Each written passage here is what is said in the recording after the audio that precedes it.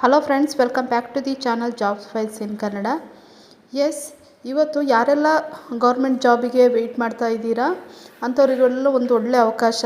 ಯಾಕಂದರೆ central government ಏನಿದೆ ಅವರು ಕೇಂದ್ರೀಯ ವಿದ್ಯಾಲಯ ಮತ್ತು ನವೋದಯ ವಿದ್ಯಾಲಯದಲ್ಲಿ ಟೀಚಿಂಗ್ ಮತ್ತು ನಾನ್ ಟೀಚಿಂಗ್ ಜಾಬಿಗೆ ನೋಟಿಫಿಕೇಷನ್ ಹೊರಡಿಸಿದ್ದಾರೆ. ಎಸ್, ಇವತ್ತಿನ ವಿಡಿಯೋದಲ್ಲಿ ನಾನು ಇದರ ಬಗ್ಗೆ ಡೀಟೇಲ್ ಆಗಿ ತಿಳಿಸ್ಕೊಡ್ತಾ ಹೋಗ್ತೀನಿ. ಅದಕ್ಕಿಂತ ಮೊದಲು ಯಾರೆಲ್ಲ ನನ್ನ ಚಾನಲ್ನ ಸಬ್ಸ್ಕ್ರೈಬ್ ಮಾಡ್ಕೊಳ್ಳಿಲ್ವೋ ಸಬ್ಸ್ಕ್ರೈಬ್ ಮಾಡ್ಕೊಳ್ಳಿ ಮತ್ತು ಪಕ್ಕದಲ್ಲಿರುವಂತಹ ಬೆಲ್ ಐಕಾನ್ ಮೇಲೆ ಕ್ಲಿಕ್ ಮಾಡಿ. ಇದರಿಂದ ನಾನು ಅಪ್ಡೇಟ್ ಮಾಡೋ ಜಾಬ್ನ ನೋಟಿಫಿಕೇಷನು ಮೊದಲು ನಿಮಗೆ ತಲುಪುತ್ತೆ ಅಂತ ಹೇಳ್ತಾ, ಎಸ್, ಕೇಂದ್ರೀಯ ವಿದ್ಯಾಲಯ ಸಂಘಟನ್ ಆ್ಯಂಡ್ ನವೋದಯ ವಿದ್ಯಾಲಯ ಸಮಿತಿ ರಿಕ್ರೂಟ್ಮೆಂಟ್ ನೋಟಿಫಿಕೇಷನ್ 1/2025. ನೀವು ಇಲ್ಲಿ ನೋಡ್ಬೋದು, ಕೇಂದ್ರೀಯ ವಿದ್ಯಾಲಯ ಮತ್ತು ನವೋದಯ ವಿದ್ಯಾಲಯ ಸಮಿತಿ ಏನಿದೆ ಇಲ್ಲಿ ಟೀಚಿಂಗ್ ಮತ್ತು ನಾನ್ ಟೀಚಿಂಗ್ ಪೋಸ್ಟ್ಗೆ ಅರ್ಜಿಯನ್ನು ಕರೆದಿರುವಂಥದ್ದು. ಎಸ್, ಇನ್ನು ಹುದ್ದೆಯ ವಿವರ ನೋಡೋದಾದರೆ ಮೊದಲಿಗೆ assistant commissioner equivalent to group A ಇನ್ನು KVS ಅಂದರೆ ಕೇಂದ್ರೀಯ ವಿದ್ಯಾಲಯದಲ್ಲಿ ಇರೋದು. ಟೋಟಲ್ ಪೋಸ್ಟು 8 ಪೋಸ್ಟ್ ಖಾಲಿ ಇರುವಂಥದ್ದು. ಅದರಲ್ಲಿ ಅನ್ರಿಸರ್ವ್ಡ್ 5, EWS ಇಲ್ಲ, OBC 2 ಇದೆ, SC 1, ST ಇಲ್ಲ. ಟೋಟಲು 8 ಹುದ್ದೆ ಖಾಲಿ ಇರುವಂಥದ್ದು. ಇನ್ನು assistant commissioner academic equivalent to group A ಇನ್ನು NVS ಅಂದರೆ ಇದು ನವೋದಯ ವಿದ್ಯಾಲಯದಲ್ಲಿ ಟೋಟಲಾಗಿ 9 ಪೋಸ್ಟ್ ಖಾಲಿ ಇದೆ. ಅನ್ರಿಸರ್ವ್ಡ್ 6 ಇದೆ, EWS 1 ಇದೆ, OBC 2 ಇದೆ, SC ST ಯಾವುದೇ ಪೋಸ್ಟಿಂಗ್ ಇಲ್ಲ. ಇನ್ನು principal equivalent to group A, ಇದು ಗ್ರೂಪ್ ಎಗೆ ಸಮಾನಾಂತರವಾಗಿರುವಂಥ ಹುದ್ದೆ ಆಗಿದೆ. ಡಿಪಾರ್ಟ್ಮೆಂಟ್ ನೋಡೋದಾದರೆ ಕೇಂದ್ರೀಯ ವಿದ್ಯಾಲಯದಲ್ಲಿ ಟೋಟಲ್ 134 ಪ್ರಿನ್ಸಿಪಲ್ ಹುದ್ದೆ ಖಾಲಿ ಇದೆ. ಅದರಲ್ಲಿ 68 ಅನ್ರಿಸರ್ವ್ಡ್ ಇದೆ, EWS ಇಲ್ಲ, OBC 36 ಇದೆ, SC 10 ಇದೆ, ST 10 ಇದೆ. ಟೋಟಲಾಗಿ 134 ಹುದ್ದೆ ಖಾಲಿ ಇರುವಂಥದ್ದು. ಇನ್ನು ನವೋದಯ ವಿದ್ಯಾಲಯ ಸಮಿತಿಯಲ್ಲಿ ಟೋಟಲಾಗಿ 93 ಪ್ರಿನ್ಸಿಪಲ್ ಪೋಸ್ಟಿಂಗ್ ಖಾಲಿ ಇರುವಂಥದ್ದು. ಅದರಲ್ಲಿ ಅನ್ರಿಸರ್ವ್ಡ್ 49 ಇದೆ, OBC 25 ಇದೆ, SC 13 ಇದೆ, ST 6 ಪೋಸ್ಟು ಖಾಲಿ ಇರುವಂಥದ್ದು.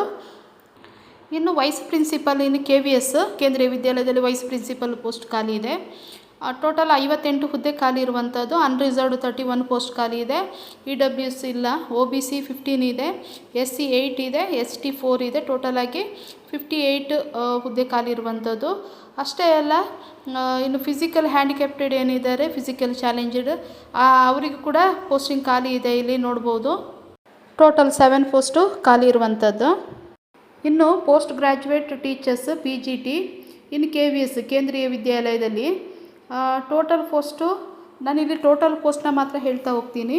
ಇನ್ನು ಕ್ಯಾಟಗರಿ ವೈಸ್ ಎಷ್ಟೆಷ್ಟು ಇದೆ ಅಂತೇಳಿ ವಿಡಿಯೋನ ಪಾಸ್ ಮಾಡಿ ನೋಡಿ. ಇಲ್ಲಿ ಹಿಂದಿ ಸಬ್ಜೆಕ್ಟಲ್ಲಿ ಟೋಟಲು 124 ಪೋಸ್ಟಿಂಗ್ ಖಾಲಿ ಇರುವಂಥದ್ದು. ಇನ್ನು ಇಂಗ್ಲೀಷಲ್ಲಿ 164 ಹುದ್ದೆ ಖಾಲಿ ಇದೆ. ಇನ್ನು ಫಿಸಿಕ್ಸಲ್ಲಿ 213 ಹುದ್ದೆ ಖಾಲಿ ಇರುವಂಥದ್ದು. ಕೆಮಿಸ್ಟ್ರಿಯಲ್ಲಿ 204 ಹುದ್ದೆ ಖಾಲಿ ಇದೆ. ಇನ್ನು ಮ್ಯಾಥಮೆಟಿಕ್ಸಲ್ಲಿ 80 ಹುದ್ದೆ ಖಾಲಿ ಇರುವಂಥದ್ದು. ಬಯಾಲಜಿಯಲ್ಲಿ 127 ಹುದ್ದೆ ಖಾಲಿ ಇದೆ. ಹಿಸ್ಟ್ರಿಯಲ್ಲಿ 75 ಪೋಸ್ಟ್ ಖಾಲಿ ಇರುವಂಥದ್ದು. ಇನ್ನು ಜಿಯೋಗ್ರಫಿಯಲ್ಲಿ 73 ಹುದ್ದೆ ಖಾಲಿ ಇದೆ. ಇನ್ನು ಎಕನಾಮಿಕ್ಸಲ್ಲಿ 129 ಪೋಸ್ಟಿಂಗ್ ಖಾಲಿ ಇದೆ. ಕಾಮರ್ಸಲ್ಲಿ 96 ಪೋಸ್ಟ್ ಖಾಲಿ ಇದೆ.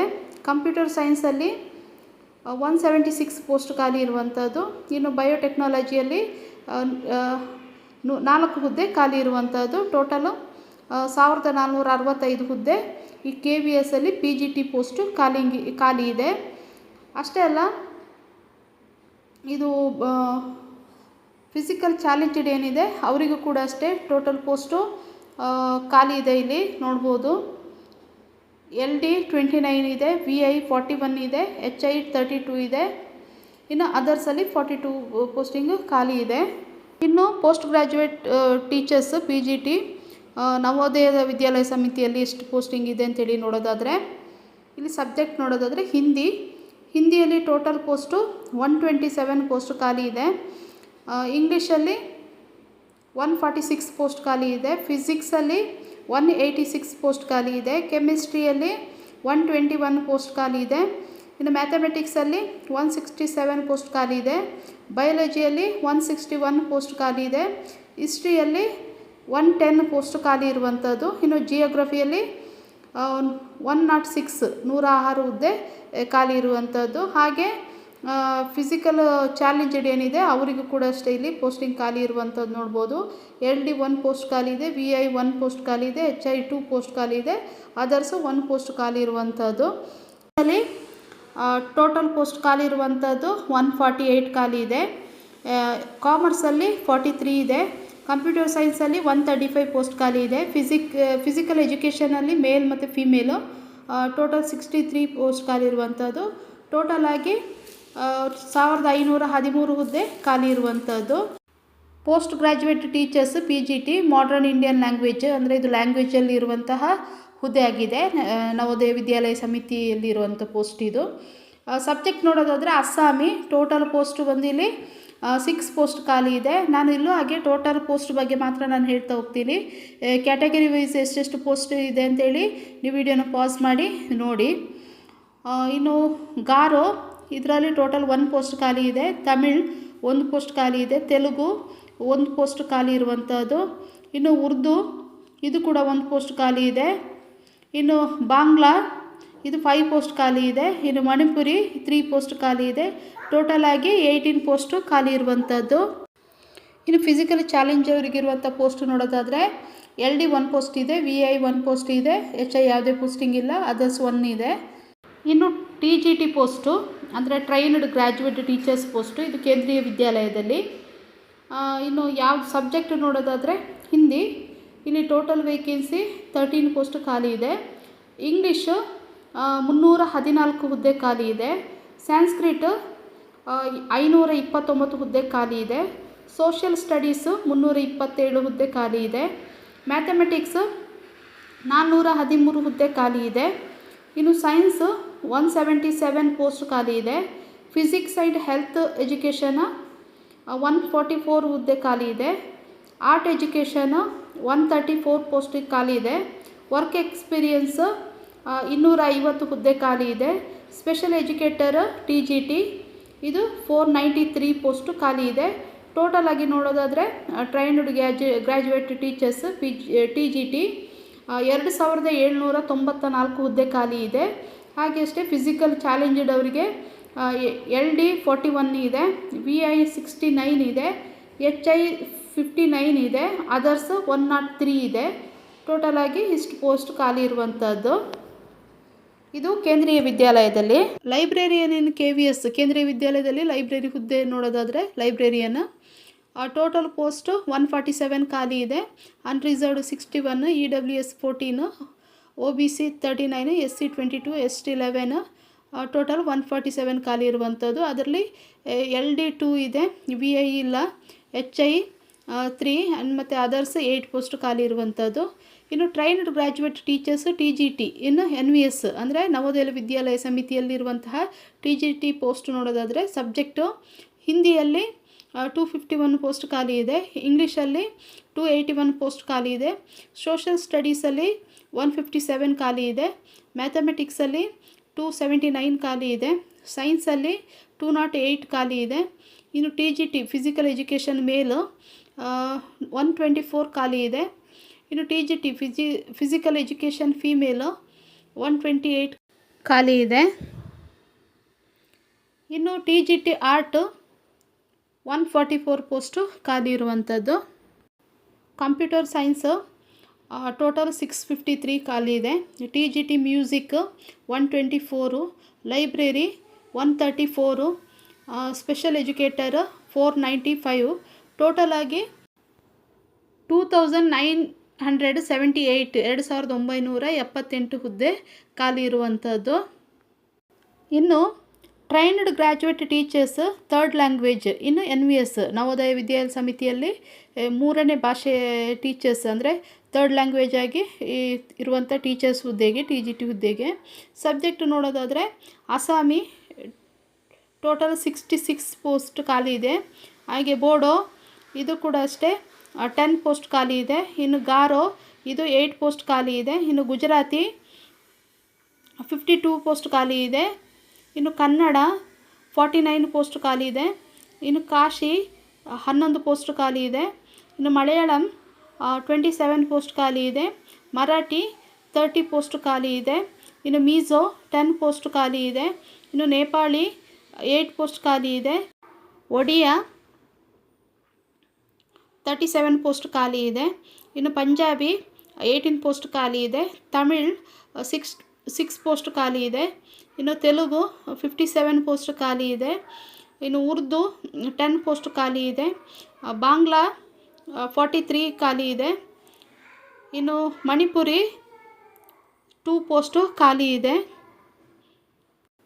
ಟೋಟಲ್ ಆಗಿ ಟ್ರೈನ್ಡ್ ಗ್ರ್ಯಾಜುಯೇಟ್ ಪೋಸ್ಟ್ ಟೀಚರ್ಸ್ ಏನಿದ್ದಾರೆ ಅಂದರೆ ಥರ್ಡ್ ಲ್ಯಾಂಗ್ವೇಜ್ ಟೋಟಲು 443 ಹುದ್ದೆ ಖಾಲಿ ಇರುವಂಥದ್ದು. ಇನ್ನು ಅಭ್ಯರ್ಥಿಗಳು ನೀವೇನಾದರೂ ಕನ್ನಡದಲ್ಲಿ BEd ಮಾಡಿದರೆ ಮೈನ್ ಸಬ್ಜೆಕ್ಟಾಗಿ ಈ ಥರ್ಡ್ ಲ್ಯಾಂಗ್ವೇಜ್ ಏನಿದೆ ಇದಕ್ಕೆ ಅಪ್ಲಿಕೇಶನ್ ಹಾಕ್ಬೋದು. ಕನ್ನಡಕ್ಕೂ ಕೂಡ ಪೋಸ್ಟಿಂಗ್ ಇದೆ ಇಲ್ಲಿ. ಇನ್ನು ಕೇಂದ್ರೀಯ ವಿದ್ಯಾಲಯದಲ್ಲಿ ಇರುವಂತಹ ಪ್ರೈಮರಿ ಟೀಚರ್ಸ್ PRT ಬಗ್ಗೆ ನೋಡೋದಾದರೆ ಸ್ಪೆಷಲ್ ಎಜುಕೇಟರು ಟೋಟಲು 494 ಇದೆ. 494 ಹುದ್ದೆ ಖಾಲಿ ಇರುವಂಥದ್ದು. ಇನ್ನು PRT 2684 ಹುದ್ದೆ ಖಾಲಿ ಇದೆ. PRT ಮ್ಯೂಸಿಕ್ 187 ಪೋಸ್ಟ್ ಖಾಲಿ ಇದೆ. ಟೋಟಲ್ ಆಗಿ ನೋಡೋದಾದರೆ 3365 ಹುದ್ದೆ ಖಾಲಿ ಇರುವಂತಹದ್ದು. ಇನ್ನು ನಾನ್ ಟೀಚಿಂಗ್ ಪೋಸ್ಟು ಇನ್ KVS ಕೇಂದ್ರೀಯ ವಿದ್ಯಾಲಯದಲ್ಲಿ ನಾನ್ ಟೀಚಿಂಗ್ ಪೋಸ್ಟು ಕೂಡ ಖಾಲಿಯಾಗಿದೆ. ಅದು ಎಷ್ಟೆಷ್ಟು ಪೋಸ್ಟ್ ಇದೆ ಅಂತ ಹೇಳಿ ನೋಡೋದಾದರೆ ಅಡ್ಮಿನಿಸ್ಟ್ರೇಟಿವ್ ಆಫೀಸರ್ ಟೋಟಲ್ ಆಗಿ 12 ಪೋಸ್ಟ್ ಖಾಲಿ ಇದೆ. ಫೈನಾನ್ಸ್ ಆಫೀಸರ್ 5 ಇದೆ. ಅಸಿಸ್ಟೆಂಟ್ ಇಂಜಿನಿಯರ್ 2 ಇದೆ. ಅಸಿಸ್ಟೆಂಟ್ ಸೆಕ್ಷನ್ ಆಫೀಸರು 74 ಖಾಲಿ ಇದೆ. ಇನ್ನು ಜೂನಿಯರ್ ಟ್ರಾನ್ಸ್ಲೇಟರು 8 ಪೋಸ್ಟ್ ಖಾಲಿ ಇದೆ. ಸೀನಿಯರ್ ಸೆಕ್ರೆಟರಿಯಲ್ ಅಸಿಸ್ಟೆಂಟ್ 280 ಹುದ್ದೆ ಖಾಲಿ ಇದೆ. ಜೂನಿಯರ್ ಸೆಕ್ರೆಟರಿಯಲ್ ಅಸಿಸ್ಟೆಂಟ್ 714 ಹುದ್ದೆ ಖಾಲಿ ಇದೆ. ಇನ್ನು ಸ್ಟೆನೋ ಗ್ರೇಡ್ 1 3 ಪೋಸ್ಟ್ ಖಾಲಿ ಇದೆ. ಸ್ಟೆನೋ ಗ್ರೇಡ್ 2 57 ಪೋಸ್ಟ್ ಖಾಲಿ ಇದೆ. ಇನ್ನು ನವೋದಯ ವಿದ್ಯಾಲಯದಲ್ಲಿರುವಂತಹ ನಾನ್ ಟೀಚಿಂಗ್ ಪೋಸ್ಟ್ ಬಗ್ಗೆ ನೋಡೋದಾದರೆ junior secretarial assistant total 46 post ಖಾಲಿ ಇರುವಂಥದ್ದು. Junior secretarial assistant JN cadre ಇದರಲ್ಲಿ 552 ಪೋಸ್ಟ್ ಖಾಲಿ ಇದೆ. ಲ್ಯಾಬ್ ಅಟೆಂಡೆಂಟ್ ಇದು 165 ಪೋಸ್ಟ್ ಖಾಲಿ ಇದೆ. Multi tasking staff head quarters RO cadre ಇದು 24 ಪೋಸ್ಟು ಖಾಲಿ ಇರುವಂಥದ್ದು.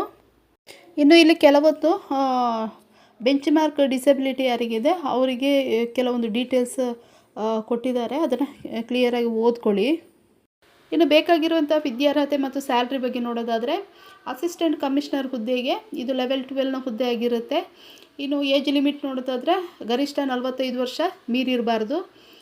ಇನ್ನು ಕ್ವಾಲಿಫಿಕೇಷನ್ ಏನಿರಬೇಕು ಅಂತ ಹೇಳಿದ್ರೆ ಮಾನ್ಯತೆ ಪಡೆದಿರುವಂಥ ವಿಶ್ವವಿದ್ಯಾನಿಲಯದಿಂದ ಸ್ನಾತಕೋತ್ತರ ಪದವಿಯನ್ನು ಪಡೆದಿರಬೇಕು ಮತ್ತು NCTE ಮತ್ತು ಮಾನ್ಯತೆ ಪಡೆದಿರುವಂತಹ ವಿಶ್ವವಿದ್ಯಾನಿಲಯದಿಂದ BEd ಡಿಗ್ರಿಯನ್ನು ಮಾಡಿರಬೇಕು.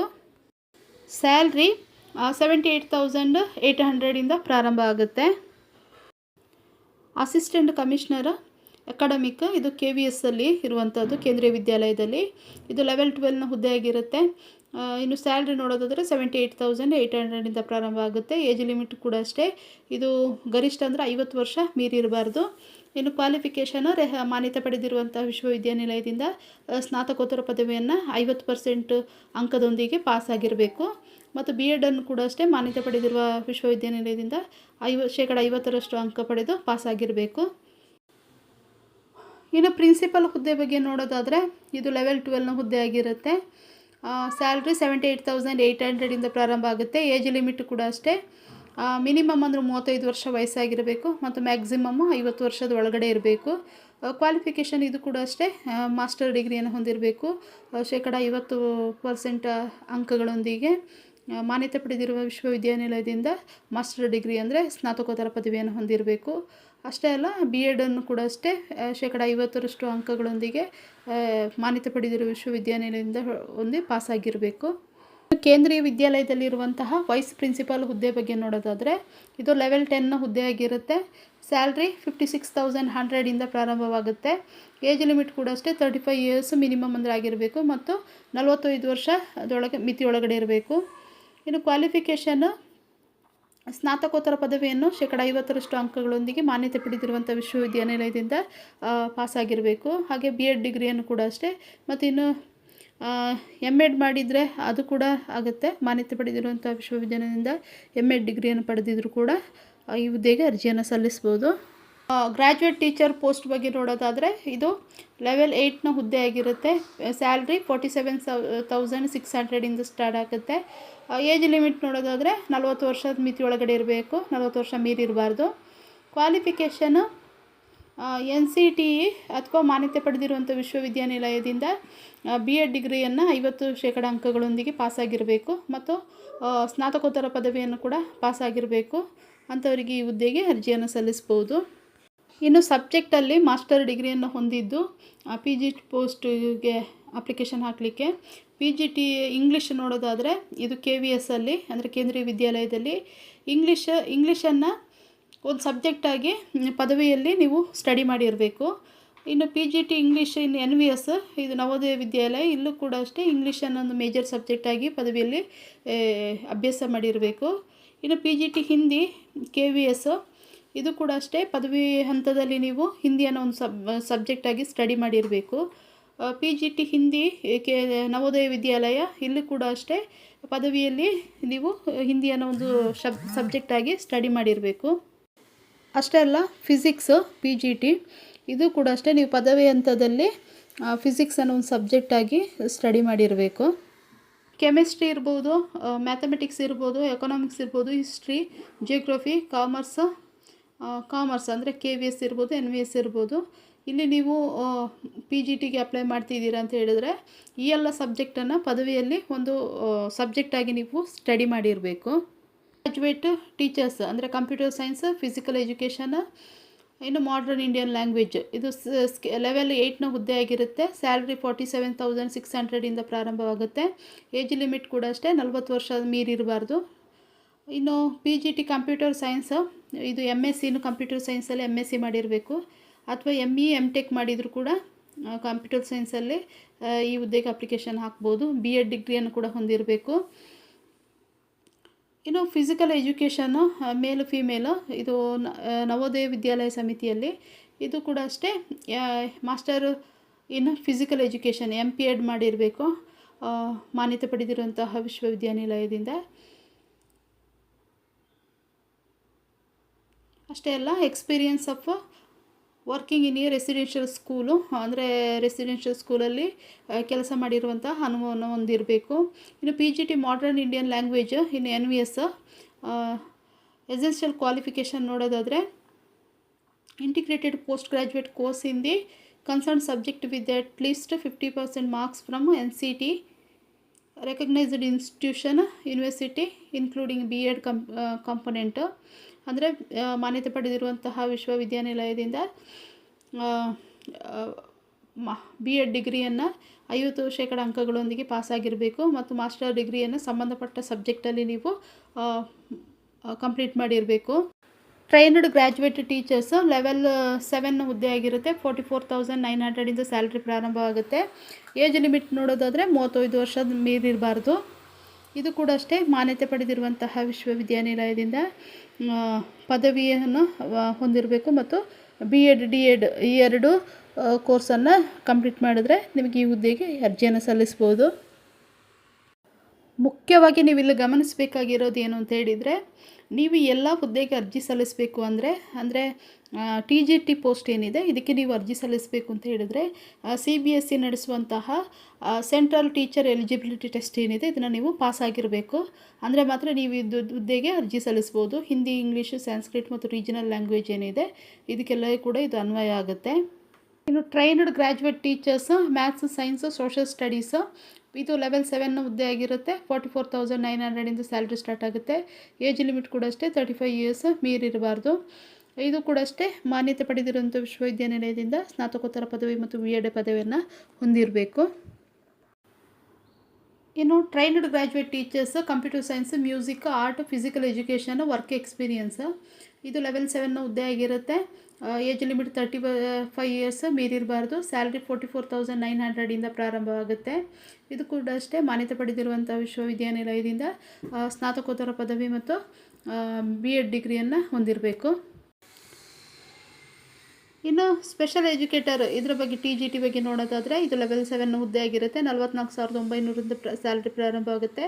ಏಜ್ ಲಿಮಿಟ್ ಕೂಡ ಅಷ್ಟೇ 31 ವರ್ಷ ಮೀರಿರಬಾರ್ದು. ಇನ್ನು ಪದವಿಯನ್ನು ಹೊಂದಿರಬೇಕು 50% ಅಂಕಗಳೊಂದಿಗೆ. ಅಷ್ಟೇ ಅಲ್ಲ B.Ed ಡಿಗ್ರಿಯನ್ನು ಕೂಡ ಮಾಡಿದರೆ ಈ ಹುದ್ದೆಗೆ ಅರ್ಜಿ ಸಲ್ಲಿಸ್ಬೋದು. ಇನ್ನು ಪ್ರೈಮರಿ ಟೀಚರ್ ಮ್ಯೂಸಿಕ್ ನೋಡೋದಾದರೆ ಪೇ ಸ್ಕೇಲ್ ಇದು ಲೆವೆಲ್ 6 ಹುದ್ದೆ ಆಗಿರುತ್ತೆ. ಸ್ಯಾಲ್ರಿ 35,400 ಪ್ರಾರಂಭವಾಗುತ್ತೆ. ಏಜ್ ಲಿಮಿಟು 30 ವರ್ಷ ಮೀರಿರಬಾರ್ದು. ಇದು ಕೂಡ ಅಷ್ಟೇ senior second year class 12th ಅಂದರೆ PUCಯನ್ನು 50% ಅಂಕಗಳೊಂದಿಗೆ ಪಾಸಾಗಿರಬೇಕು ಮತ್ತು ಸಂಬಂಧಪಟ್ಟ ಸಬ್ಜೆಕ್ಟ್ ಏನಿದೆ ಮ್ಯೂಸಿಕ್ ಇದರಲ್ಲಿ ಬ್ಯಾಚುಲರ್ ಡಿಗ್ರಿಯನ್ನು ಕಂಪ್ಲೀಟ್ ಮಾಡಿರಬೇಕು. ಇನ್ನು ಡಿಪ್ಲೊಮಾ ಕೋರ್ಸ್ ಕೂಡ ಮಾಡಿದರೂ ಅಂಥವ್ರಿಗೂ ಕೂಡ ಅಪ್ಲಿಕೇಶನನ್ನು ಹಾಕ್ಬೋದು. ಇನ್ನು ಪ್ರೈಮರಿ ಟೀಚರು ಇದು ಕೂಡ ಅಷ್ಟೇ ಲೆವೆಲ್ 6 ಹುದ್ದೆ 35,400 ಪ್ರಾರಂಭವಾಗುತ್ತೆ. ಏಜ್ ಲಿಮಿಟು 30 ವರ್ಷ ಮೀರಿರಬಾರ್ದು. ಇದು ಕೂಡ ಅಷ್ಟೇ PUCಯಲ್ಲಿ 50% ಅಂಕಗಳೊಂದಿಗೆ ಪಾಸಾಗಿರಬೇಕು. ಇನ್ನು B.Ed ಡಿಗ್ರಿ ಅಥವಾ D.Ed ಮಾಡಿದವರಿಗೂ ಕೂಡ ಈ ಹುದ್ದೆಗೆ ಅರ್ಜಿಯನ್ನು ಸಲ್ಲಿಸ್ಬೋದು. ಸ್ಪೆಷಲ್ ಎಜುಕೇಟರ್ ಇದು ಕೂಡ ಅಷ್ಟೇ ಸೇಮ್ ಇದೆ, PUC ಮಾಡಿರಬೇಕು ಮತ್ತು B.Ed ಅಥವಾ D.Edನ್ನು ಸ್ಪೆಷಲ್ ಎಜುಕೇಷನಲ್ಲಿ ಕಂಪ್ಲೀಟ್ ಮಾಡಿದರೆ ಅಂಥವರಿಗೆ ಈ ಹುದ್ದೆಗೆ ಅರ್ಜಿಯನ್ನು ಸಲ್ಲಿಸ್ಬೋದು. ಏಜ್ ಲಿಮಿಟು 30 ವರ್ಷ ಮೀರಿರಬಾರ್ದು. ಇದು ಲೆವೆಲ್ 6 ಹುದ್ದೆ ಆಗಿರುತ್ತೆ. ಸ್ಯಾಲ್ರಿ 35,400 ಪ್ರಾರಂಭವಾಗುತ್ತೆ. ಅಡ್ಮಿನಿಸ್ಟ್ರೇಟಿವ್ ಆಫೀಸರು ಇದು ಲೆವೆಲ್ 10 ಹುದ್ದೆ ಆಗಿರುತ್ತೆ. 56,100 ಸ್ಯಾಲ್ರಿ ಸ್ಟಾರ್ಟ್ ಆಗುತ್ತೆ. 45 ವರ್ಷ ಮೀರಿರಬಾರ್ದು ಏಜ್ ಲಿಮಿಟು. ಕ್ವಾಲಿಫಿಕೇಷನ್ ಕೂಡ ಅಷ್ಟೇ ಮಾನ್ಯತೆ ಪಡೆದಿರುವಂಥ ವಿಶ್ವವಿದ್ಯಾನಿಲಯದಿಂದ ಪದವಿಯನ್ನು ಪೂರೈಸಿರಬೇಕು. ಇನ್ನು ಕಂಪ್ಯೂಟರ್ ಬಗ್ಗೆ ತಿಳುವಳಿಕೆಯನ್ನು ಹೊಂದಿರಬೇಕು. ಫಾರ್ ಫೈನಾನ್ಸ್ ಆಫೀಸರ್ ಕೂಡ ಅಷ್ಟೇ ಇದು ಲೆವೆಲ್ 7 ಹುದ್ದೆ. 44,900 ಪ್ರಾರಂಭವಾಗುತ್ತೆ ಸ್ಯಾಲ್ರಿ. ಇನ್ನು 35 ವರ್ಷ ಮೀರಿರಬಾರ್ದು ಏಜ್ ಲಿಮಿಟು. ಕ್ವಾಲಿಫಿಕೇಷನ್ ಬ್ಯಾಚುಲರ್ ಡಿಗ್ರಿಯನ್ನು 50% ಅಂಕಗಳೊಂದಿಗೆ ಮಾನ್ಯತೆ ಪಡೆದಿರುವಂಥ ವಿಶ್ವವಿದ್ಯಾನಿಲಯದಿಂದ ಹೊಂದಿರಬೇಕು ಮತ್ತು ಮಾಸ್ಟರ್ ಡಿಗ್ರಿಯನ್ನು ಹೊಂದಿದರೂ ಕೂಡ ಅಂಥವರಿಗೆ ಈ ಹುದ್ದೆಗೆ ಅರ್ಜಿಯನ್ನು ಹಾಕ್ಬೋದು. ಇನ್ನು ಅಸಿಸ್ಟೆಂಟ್ ಇಂಜಿನಿಯರ್ ಹುದ್ದೆ ಬಗ್ಗೆ ನೋಡೋದಾದರೆ ಇದು ಲೆವೆಲ್ 7 ಹುದ್ದೆ. 44,900 ಸ್ಯಾಲ್ರಿ ಪ್ರಾರಂಭವಾಗುತ್ತೆ. ಏಜ್ ಲಿಮಿಟ್ ಕೂಡ ಅಷ್ಟೇ 35 ವರ್ಷ ಮೀರಿರಬಾರ್ದು. ಇನ್ನು ಗ್ರ್ಯಾಜುಯೇಷನ್ ಸಿವಿಲ್ ಅಥವಾ ಎಲೆಕ್ಟ್ರಿಕಲ್ ಇಂಜಿನಿಯರಿಂದ ಪದವಿಯನ್ನು ಪೂರೈಸಿರಬೇಕು ಮತ್ತು 2 ವರ್ಷ ಕೆಲಸ ಮಾಡಿದ ಅನುಭವ ಹೊಂದಿದ್ರೆ ಇಂಥವರಿಗೆ ಈ ಹುದ್ದೆಗೆ ಅರ್ಜಿಯನ್ನು ಸಲ್ಲಿಸ್ಬೋದು. ಅಸಿಸ್ಟೆಂಟ್ ಸೆಕ್ಷನ್ ಆಫೀಸರ್ ಕೂಡ ಅಷ್ಟೇ ಇದು ಲೆವೆಲ್ 6 ಹುದ್ದೆ ಆಗಿರುತ್ತೆ. 35,400 ಸ್ಯಾಲ್ರಿ ಪ್ರಾರಂಭವಾಗುತ್ತೆ. ಏಜ್ ಲಿಮಿಟು 35 ವರ್ಷ ಮೀರಿರಬಾರ್ದು.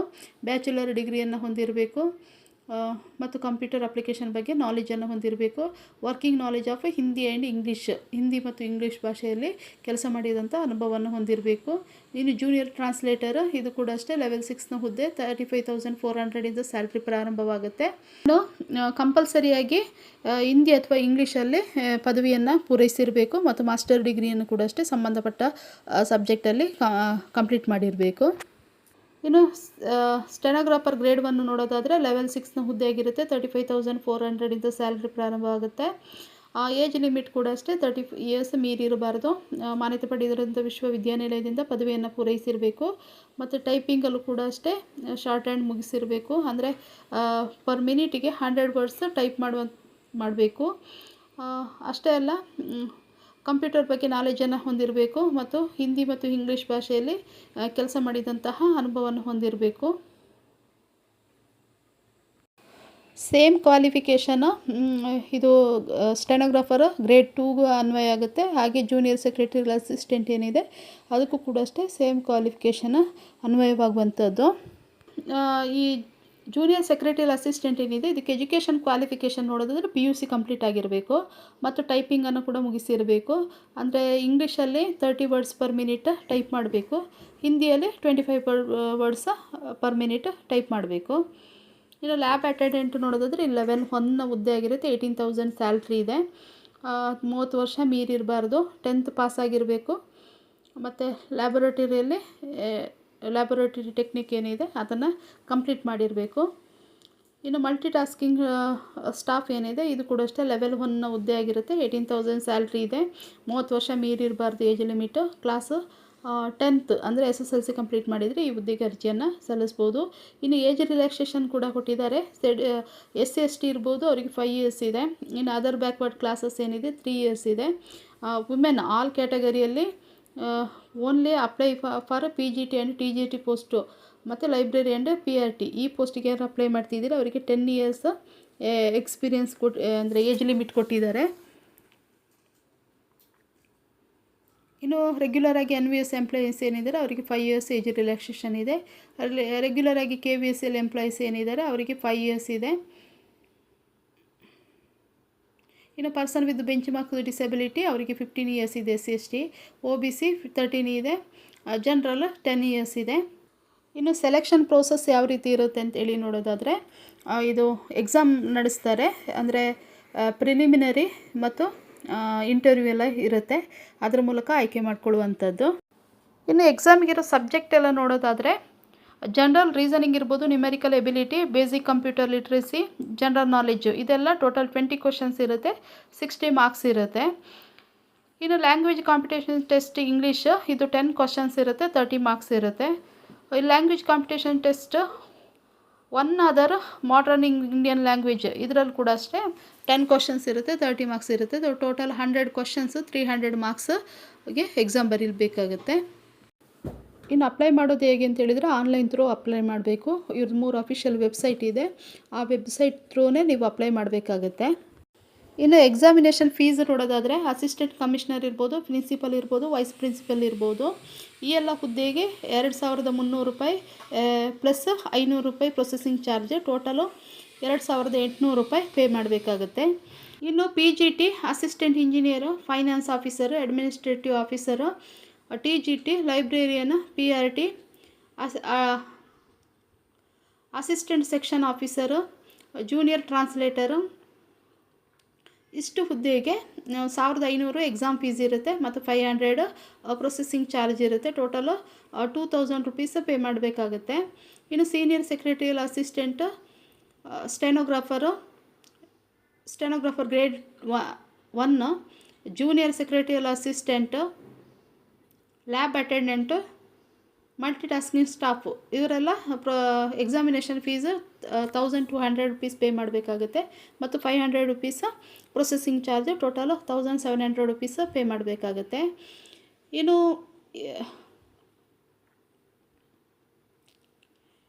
SC/ST ಇರ್ಬೋದು, PWBD ಇರ್ಬೋದು, ಅಥವಾ ಎಕ್ಸ್ ಸರ್ವಿಸ್ ಮ್ಯಾನ್ ಕ್ಯಾಟಗರಿ ಏನಿದ್ದೀರಾ ಅಂಥವರಿಗೆ ಯಾವುದೇ ರೀತಿಯಾದಂತಹ ಎಕ್ಸಾಮ್ ಫೀಸ್ ಇರೋದಿಲ್ಲ. ಇವರು ಬರೀ ಪ್ರೊಸೆಸಿಂಗ್ ಚಾರ್ಜ್ ಅಂತೇಳಿ 500 ರುಪೀಸ್ ಪೇ ಮಾಡಬೇಕಾಗುತ್ತೆ. ಪ್ಲಸ್ GST ಇರುತ್ತೆ. GSTನೂ ಕೂಡ ಪೇ ಮಾಡಬೇಕಾಗುತ್ತೆ. ಇನ್ನು ನೀವು ಈ ಹುದ್ದೆಗೆ ಅರ್ಜಿ ಸಲ್ಲಿಸುವ ಮೊದಲು ನಿಮ್ಮೆಲ್ಲ ಡಾಕ್ಯುಮೆಂಟನ್ನು ಚೆಕ್ ಮಾಡ್ಕೊಳ್ಬೇಕು. ಮುಖ್ಯವಾಗಿ ನಿಮ್ಮದೇನು ಇತ್ತೀಚಿನ ಭಾವಚಿತ್ರ, ಸಿಗ್ನೇಚರು, ಇದು ಕೂಡ ಅಷ್ಟೇ ಸ್ಪಷ್ಟವಾಗಿರಬೇಕು. ಅಸ್ಪಷ್ಟವಾಗಿರುವಂತಹ ಫೋಟೋ ಇರ್ಬೋದು, ಸಿಗ್ನೇಚರ್, ಇದನ್ನು ರಿಜೆಕ್ಟ್ ಮಾಡ್ತಾರೆ. ಅಷ್ಟೇ ಅಲ್ಲ, ಎಲ್ಲ ಮಾರ್ಕ್ಸ್ ಕಾರ್ಡ್ ಇರ್ಬೋದು ಮತ್ತು ನಿಮ್ಮದು ಹೆಸರು, ನಿಮ್ಮದೆಲ್ಲ ಅಡ್ರೆಸ್ ಏನಿದೆ, ತಂದೆ ಹೆಸರಿರ್ಬೋದು, ತಾಯಿ ಹೆಸರಿರ್ಬೋದು, ಇದೆಲ್ಲವೂ ಕೂಡ ನಿಮ್ಮ 10th ಮಾರ್ಕ್ಸ್ ಕಾರ್ಡ್ ಏನಿದೆ ಅದರಲ್ಲಿ ಇರುವ ಹಾಗೆ ನೀವಲ್ಲಿ ಅಪ್ಲೈ ಮಾಡುವಾಗ ಕೂಡ ಮೆನ್ಷನ್ ಮಾಡಬೇಕಾಗುತ್ತೆ. ಹಾಗಾಗಿ ಎಲ್ಲ ಡಾಕ್ಯುಮೆಂಟನ್ನು ಚೆಕ್ ಮಾಡ್ಕೊಳ್ಳಿ ಅಪ್ಲೈ ಮಾಡಲಿಕ್ಕಿಂತ ಮುಂಚೆ. ಎಕ್ಸಾಮ್ ಫೀಸನ್ನು ಆನ್ಲೈನ್ ಥ್ರೂನೇ ಪೇ ಮಾಡಬೇಕಾಗುತ್ತೆ. ಇನ್ನು ಕೆಲವೊಂದು ಜನರಲ್ ಇನ್ಸ್ಟ್ರಕ್ಷನನ್ನು ಕೊಟ್ಟಿದ್ದಾರೆ. ಕ್ಯಾಂಡಿಡೇಟ್ ನೀವೇನು ಅಪ್ಲಿಕೇಶನ್ ಹಾಕ್ತಿದ್ದೀರಾ, ಅಪ್ಲಿಕೇಶನ್ ಹಾಕಲಿಕ್ಕಿಂತ ಮುಂಚಿತವಾಗಿ ಈ ನೋಟಿಫಿಕೇಷನನ್ನು ಡೀಟೇಲಾಗಿ ಓದ್ಕೊಳ್ಳಿ, ಆಮೇಲೆ ಅಪ್ಲಿಕೇಶನನ್ನು ಹಾಕಿ. ಇನ್ನು ಈ ಎಲ್ಲ ಹುದ್ದೆಗೆ ಅರ್ಜಿ ಸಲ್ಲಿಸಲು ಪ್ರಾರಂಭದ ದಿನಾಂಕ ನೋಡೋದಾದರೆ, ನವಂಬರ್ 14ನೇ ತಾರೀಕಿಂದ ಅರ್ಜಿ ಸಲ್ಲಿಸಲು ಪ್ರಾರಂಭವಾಗಿದೆ. ಕೊನೆಯ ದಿನಾಂಕ 4 ಡಿಸೆಂಬರ್ ಆಗಿದೆ. ಡಿಸೆಂಬರ್ 4ನೇ ತಾರೀಕಿಗೆ ಕ್ಲೋಸ್ ಆಗುತ್ತೆ. ಫೀಸ್ ಪೇ ಮಾಡಲಿಕ್ಕೂ ಕೂಡ ಅಷ್ಟೇ 4ನೇ ತಾರೀಕು ಡಿಸೆಂಬರೇ ಲಾಸ್ಟ್ ಡೇಟ್ ಆಗಿರುತ್ತೆ. ಸೊ ನೀವೇನಾದರೂ ಗೌರ್ಮೆಂಟ್ ಜಾಬಿಗೆ ವೇಟ್ ಮಾಡ್ತಿದ್ದೀರ ಅಂತ ಹೇಳಿದ್ರೆ ಇದೊಂದು ಒಳ್ಳೆಯ ಅವಕಾಶ. ಯಾಕಂದರೆ ತುಂಬ ಹುದ್ದೆಗೆ ಅರ್ಜಿಯನ್ನು ಕರೆದಿರುವಂಥದ್ದು. ಹಾಗಾಗಿ ಯಾರಿಗಾದರೂ ಇಂಟ್ರೆಸ್ಟ್ ಇದ್ದು ನೀವೇನಾದರೂ ಎಲಿಜಿಬಲ್ ಇದ್ದರೆ ಈ ಹುದ್ದೆಗೆ ಅರ್ಜಿ ಸಲ್ಲಿಸಿ ಅಂತ ಹೇಳ್ತಾ, ಇವತ್ತಿನ ವಿಡಿಯೋದಲ್ಲಿ ನಾನು ನವೋದಯ ಇರ್ಬೋದು ಅಥವಾ ಕೇಂದ್ರೀಯ ವಿದ್ಯಾಲಯ ಇರ್ಬೋದು, ಇಲ್ಲಿರುವಂತಹ ಟೀಚಿಂಗ್ ಮತ್ತು ನಾನ್ ಟೀಚಿಂಗ್ ಹುದ್ದೆ ಬಗ್ಗೆ ಸಂಪೂರ್ಣವಾಗಿ ಈ ವಿಡಿಯೋದಲ್ಲಿ ತಿಳಿಸ್ಕೊಟ್ಟಿದ್ದೀನಿ. ನಿಮಗೇನಾದರೂ ಈ ವಿಡಿಯೋ ಇಷ್ಟವಾದರೆ ಒಂದು ಲೈಕ್ ಕೊಡಿ ಮತ್ತು ಅಗತ್ಯ ಇರೋರಿಗೆ ಈ ವಿಡಿಯೋನ ಶೇರ್ ಮಾಡಿ ಅಂತ ಹೇಳ್ತಾ, ಥ್ಯಾಂಕ್ ಯು ಫಾರ್ ವಾಚಿಂಗ್.